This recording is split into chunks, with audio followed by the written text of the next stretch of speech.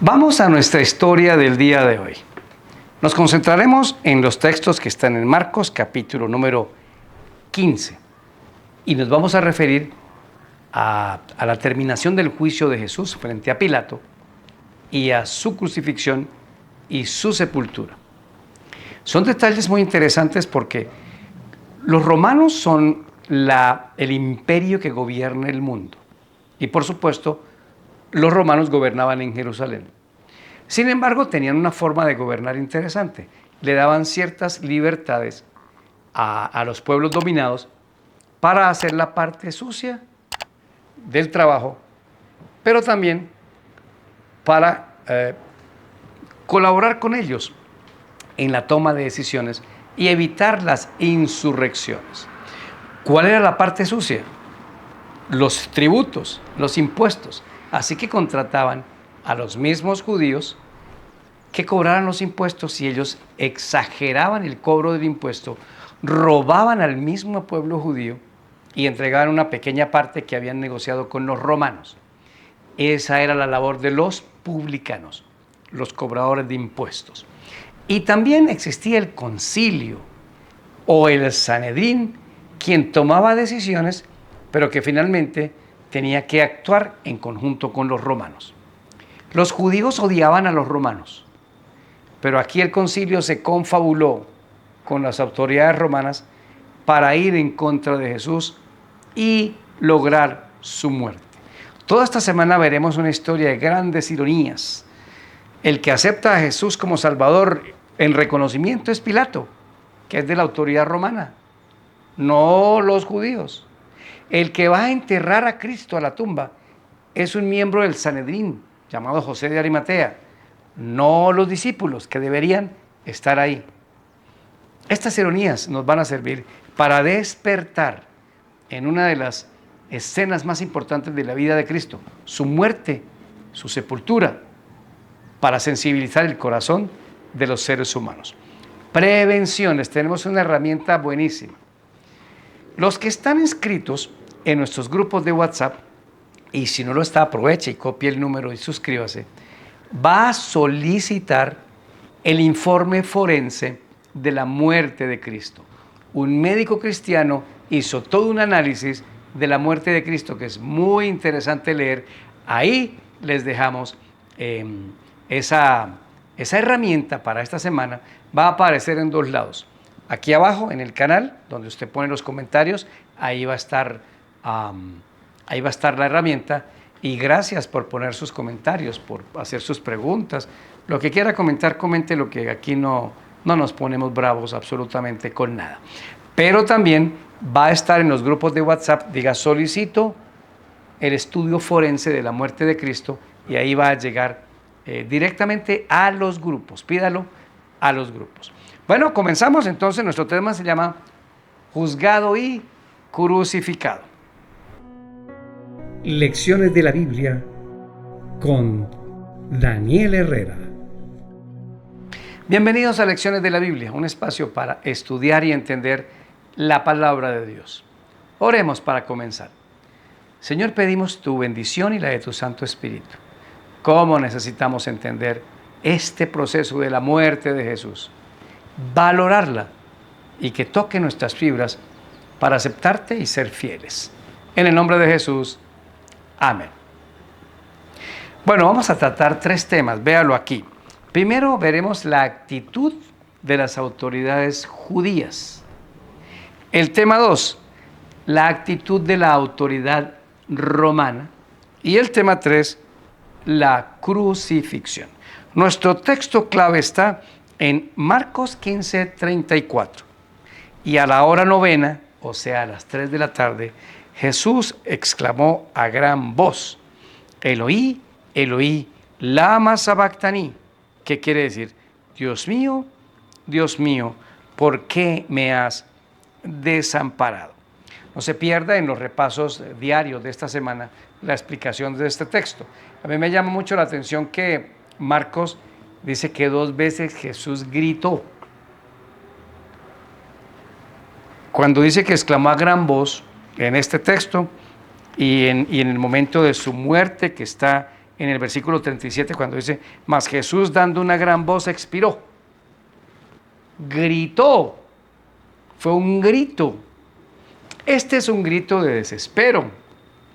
¿Por qué, Padre, me has abandonado? Todo el mundo lo escuchó. Y el segundo grito fue al momento de su muerte. Consumado es. Marcos no lo dice, pero lo dicen los otros evangelios. Óyeme, Cristo grita todavía a gran voz para que le aceptemos, para que Él sea nuestro Salvador, para que Él sea nuestro amigo, y hacemos bien en aceptarle en nuestra vida. Vamos al punto 1. Analicemos la actitud de las autoridades judías.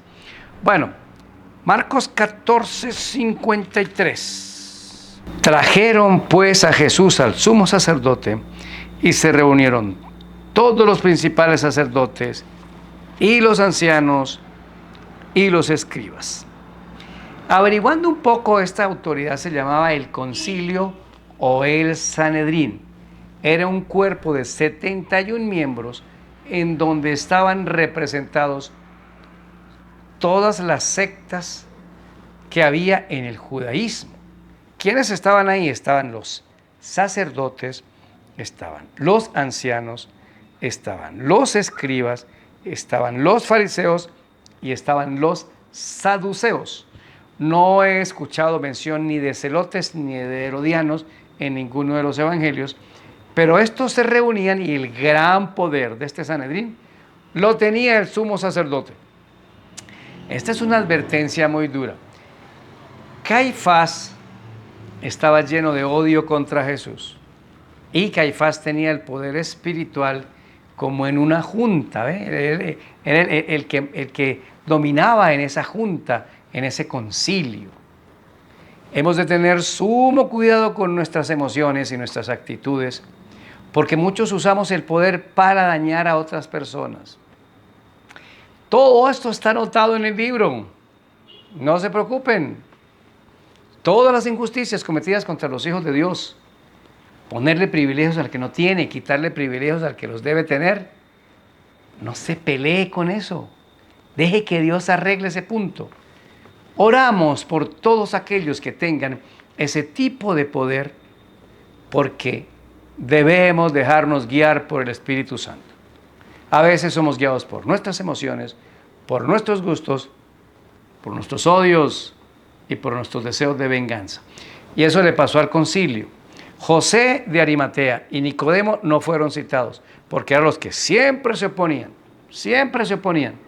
Este juicio, como lo hemos visto, como lo vamos a ver, es un juicio que se salió de todas las legalidades. Así que ese Sanedrín tomaba decisiones, pero la única decisión que no podía tomar era mandar matar a un judío. Este era el poder religioso, y el poder religioso tenía que ir a buscar al poder político. Y finalmente se unieron el concilio y Pilato para mandar matar a Jesús.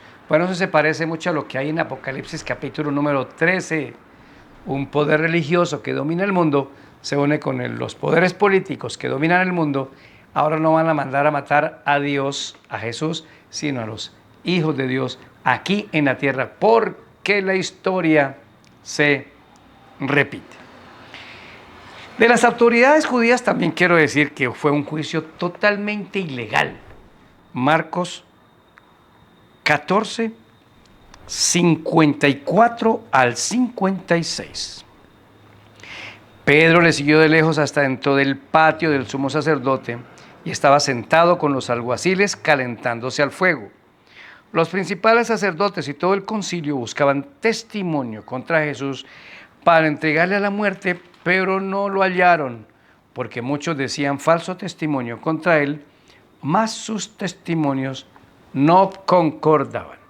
Mire, aquí hay tres cosas que dicen que ese juicio fue ilegal y que debió no haberse aceptado el veredicto. Número 1, el juicio no se hacía en la casa del sumo sacerdote. Se citaba en otro lugar, pero fue citado en la casa de Caifás. Eso no se hacía ahí, como un contubernio. Segundo, la hora del juicio. Estaba prohibido que el Sanedrín se reuniera en horas de la noche. Había que hacerlo al día con muchos testigos para garantizar y verificar que los juicios eran justos. El juicio fue nocturno. Tercero, no hubo testigos. ¿Y por qué sabemos que no hubo testigos? Porque los testigos que trajeron eran falsos. Nunca pudieron concordar sus testimonios. Mínimo 2 testigos o 3 deberían tenerse para juzgar a un reo. Con Cristo no encontraron ni un testigo, nadie que dijera la verdad en contra de él. Y finalmente fue un juicio apresurado. Cristo es capturado en la noche del jueves y antes del amanecer ya estaba juzgado. ¿Cómo sabemos eso? Porque en el 15:1 dice, muy de mañana, habiendo tenido consejo los principales sacerdotes con los ancianos, con los escribas y con todo el concilio, llevaron a Jesús atado y le entregaron a Pilato. Muy de mañana, cocinaron eso lo más rápido posible. Tremenda responsabilidad. Todas estas personas darán cuenta de lo que hicieron con Cristo. Cuidado con hacer juicios ilegales, reuniones ilegales, cosas ilegales. Todo queda anotado en el libro. Y ahora miremos la acusación contra Cristo de las autoridades judías. Fue una acusación de blasfemia. Marcos 14, 61 al 63. Mas él callaba y nada respondía. El sumo sacerdote le volvió a preguntar y le dijo, ¿eres tú el Cristo, el Hijo del bendito?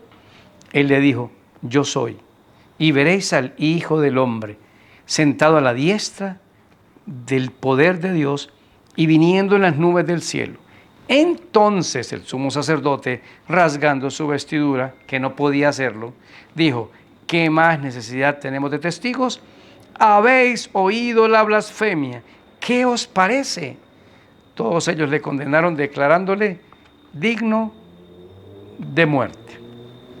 Y aparte de eso, fueron groseros con Cristo, porque en el versículo 65 dice que se turnaban para cubrir el rostro, escupirle a Jesús y darle puñetazos y que adivinen quién te ha golpeado. Bueno, a todas luces, la acusación fue la blasfemia. Esa era válida para los judíos, eso no era válido para los romanos. Pero esta acusación de blasfemia no tenía fundamento porque Cristo sí era el Hijo del Dios viviente. Las autoridades judías fueron usadas por el diablo.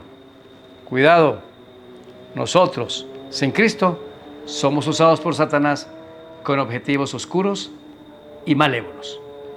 Ahora miremos la actitud de la autoridad romana.